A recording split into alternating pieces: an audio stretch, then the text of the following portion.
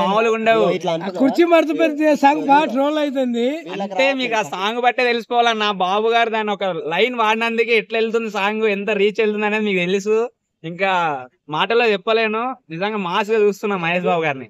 చాలా మంది ట్రోలింగ్ ఏం చేస్తారంటే సినిమాలో ఏం లేదు, ఊరికే ఉత్త హైప్ మాత్రమే ఉంది అంటారు. ట్రోలింగ్ అనేది కామన్ అన్న. మూవీ ట్రోలింగ్ అనేది చాలా కామన్.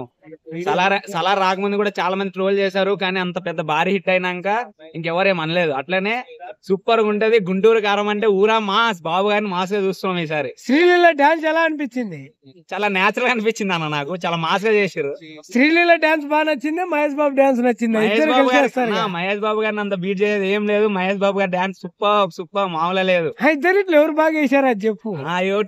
మహేష్ బాబు సూపర్. బాబు గారు అయితే సూపర్ చేశారు.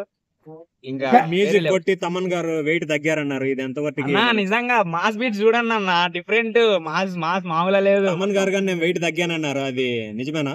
అంటే ఆ లెవెల్లో మ్యూజిక్ ఇచ్చారని అన్న నిజంగా అన్న. కంబ్యాక్ మామూలుగా ఉండదు. మహేష్ బాబు గారు ఖచ్చితంగా చూడండి. పండగ మొత్తం గూస్ బంప్స్ వస్తాయి ఒక్కొక్కరికి. మహేష్ బాబు గారు ఇట్లా పీడీ పట్టుకొని వస్తుంటే ఒక్కొక్కరు థియేటర్ లో కాగితాలు ఎగరేసుకోవడానికి కాగితాలు చింపుకొని తీసుకోవాలి థియేటర్ కి.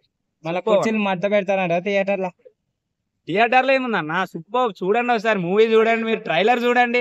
ట్రైలర్ నేను ఫుల్ ఫిదా అన్న. మాస్ గారు బాబు గారు మొత్తం కంబ్యాక్ ఇస్తున్నారు. మాస్ గా పూరా మాస్ గా వస్తున్నారు.